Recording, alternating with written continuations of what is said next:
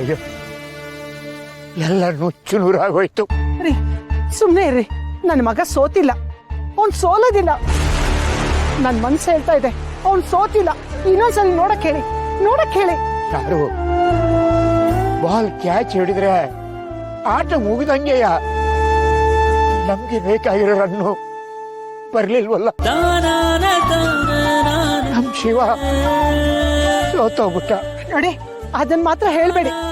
ನನ್ನ ಮಗ ಸೋತಿಲ್ಲ, ನನ್ನ ಮನ್ಸು ಹೇಳ್ತಾ ಇದೆ. ಅವನು ದೇವಿ ಪುತ್ರ, ಅವ್ನು ಸೋಲ ಮಾತೇ ಇಲ್ಲ. ಎಲ್ಲೋ ಏನೋ ಆಗಿದೆ. ಮದಪ್ಪ, ಹೋಗ್ ನೋಡು. ಶಾರದಕ್ಕ, ನೀನು ತಾಯಿಯಾಗಿ ನಿನ್ನ ಮಗನ ಪರವಾಗಿ ನಿಂತ್ಕೋಬೇಕು ನಿಜ. ಆದ್ರೆ ಸತ್ಯ ಇಲ್ಲ ಅನ್ನಕ್ಕಾಗಲ್ಲ ಅಲ್ವಾ? ಶಿವು ಔಟ್ ಆಗ್ಬಿಟ್ಟ, ನಾವು ಆಟದಲ್ಲಿ ಸೋತ್ಬಿಟ್ವಿ.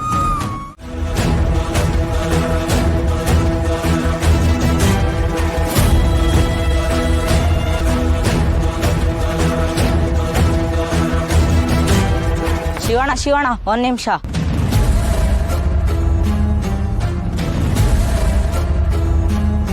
ನಾವಲ್ಲಿ ಕ್ರಿಕೆಟ್ ಆಡ್ತಿದ್ದೋ, ನಮ್ ಬಾಲು ಇಲ್ಲಿಗೆ ಬಂದ್ಬಿಟ್ಟೈತೆ, ನಿಮ್ ಬಾಲು ಅಲ್ಲಿಗೆ ಬಂದ್ಬಿಟ್ಟೈತೆ ನೋಡಿ.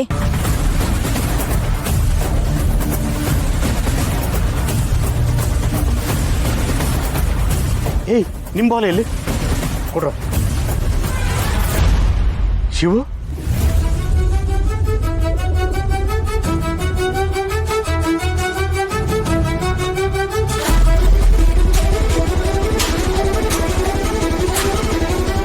ಅಂದ್ರೆ ಅಣ್ಣ ಹೊಡೆದಿದ್ ಬಾಲು ಅಷ್ಟು ದೂರ ಹೋಗಿದ್ಯಾ? ಹಾಗಾದ್ರೆ ನಾವು ಈ ಮ್ಯಾಚ್ ಗೆದ್ಬಿಟ್ವಾ?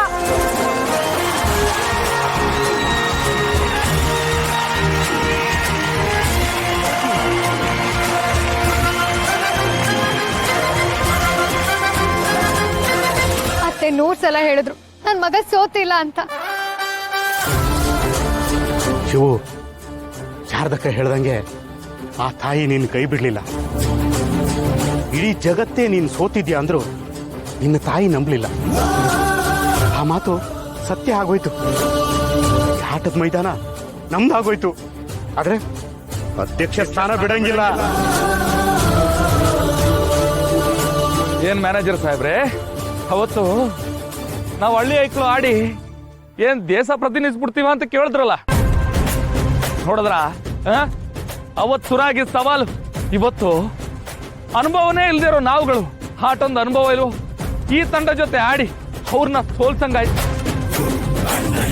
ಇದೆಲ್ಲ ಆ ತಾಯಿ ಮಕ್ಕಳವ, ಅವಳು ನೋಡ್ತಾ ಇರ್ತಾಳೆ. ನನ್ನ ಅಧ್ಯಕ್ಷ ಪಟ್ಟ ಉಳಿತು ಅನ್ನೋದಕ್ಕಿಂತ ಹೆಚ್ಚಾಗಿ ನಮ್ಮ ಹಳ್ಳಿ ಐಕ್ಳು ಮೈದಾನ ಉಳಿತಲ್ಲ, ಅದ್ ಸಾಕು.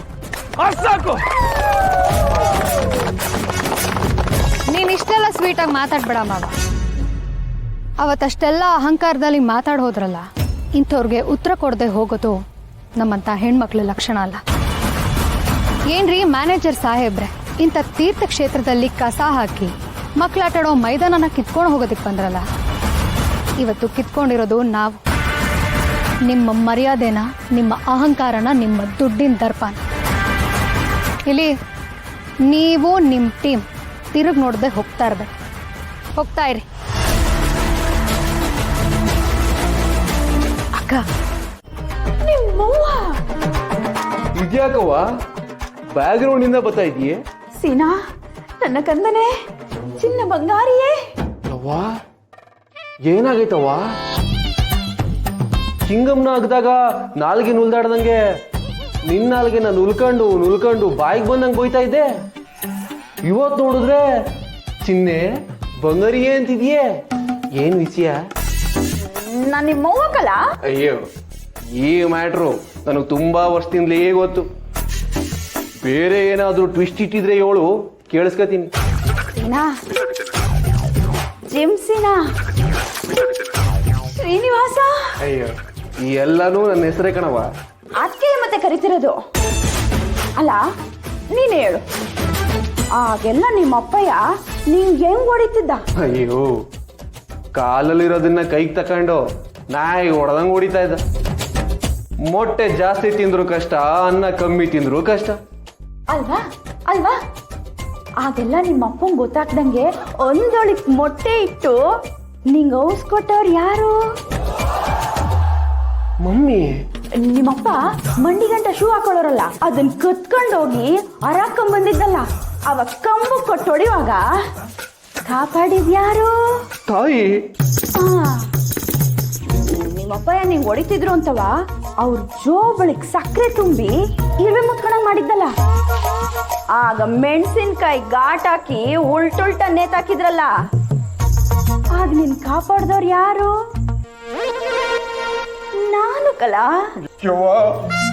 ಸಾಕು ಕಣವ, ನೀನಿನ್ ಜಾಸ್ತಿ ಹೇಳ್ಬೇಡ. ನನ್ನಿಂದ ಏನಾಗ್ಬೇಕು ಕೇಳು, ಕೇಳ್ಬಿಡ್ತೀನಿ. ಅಯ್ಯೋ ನನ್ ಬಂಗಾರ. ಸೀನಾ, ಆ ಮೊಟ್ಟೆ ಮಾತ್ರ ಬೆಳಕಲ್ಲ. ಆ ಪಿಂಕಿ ಹೋದ್ರು ಹೋಗ್ಕೊಳ್ಳಿ ಹೇಳು. ತೆಳ್ಗೆ ಬೆಳ್ಗೆ ಇರೋ ಇನ್ನೊಬ್ಳು ಯಾರನ್ನಾರ ಕರ್ಕೊಂಬ, ನಾನು ಒಪ್ಕೋತೀನಿ. ಸೀನಾ, ಈ ಇಂಟರ್ನೆಟ್ ಅಲ್ಲಿ ಅದೇನೋ ಮ್ಯಾಟ್ರಿಮನಿ ಅಂತ ಬರುತ್ತಂತಲ್ಲ, ಅದಕ್ಕೆಲ್ಲ ಎಷ್ಟು ಖರ್ಚಾಗ್ತೈತೆ? ನಾನ್ ಕೊಡ್ತೀನಿ ಹೇಳು. ಅಲ್ಲಾರ ಹುಡುಕ್ಲಾ? ಯವ್ವೋ, ಏನ್ ಮಾತಾಡ್ತಿದ್ದೀನಿ ನೀನು? ಈಗ ಆಯ್ತದ ಇಲ್ವಾ ಹೇಳು. ಆಯ್ತವ, ನೀನು ಹೇಳ್ದಂಗೆ ಆಗ್ಲಿ. ಆದ್ರೆ ಈ ವಿಷಯ ಅಪ್ಪ ಹಿಂಗಾಗ್ಲಿ ರಶ್ಮಿಗಾಗ್ಲಿ ಗೊತ್ತಾಗ್ಬಾರ್ದು. ಒಪ್ಕೊಂಬಿಟ್ಟ. ನೀನ್ ಏನು ತಲೆ ಕೆಡಿಸ್ಕೋಬೇಡ. ನಾನು ಇಷ್ಟು ದಿನ ನಿನ್ಗೆ ಹೆಂಗ್ ಬೈಕೊಂಡು ಓಡಾಡ್ತಿದ್ನೋ ಹಂಗೆ ಓಡಾಡ್ಬಿಡ್ತೀನಿ. ಆದ್ರೆ ತೆಳ್ಗೆ ಬೆಳ್ಗೆ ಇರೋ ಹುಡ್ಗಿನ ಕರ್ಕೊಂಬರೋದ್ ಮಾತ್ರ ಮರಿಬೇಕು. ಆಯ್ತವ. ಬಾ, ನನಗೆ ಈಗ ಉಸಿರು ಬಂದಂಗಾಯ್ತು.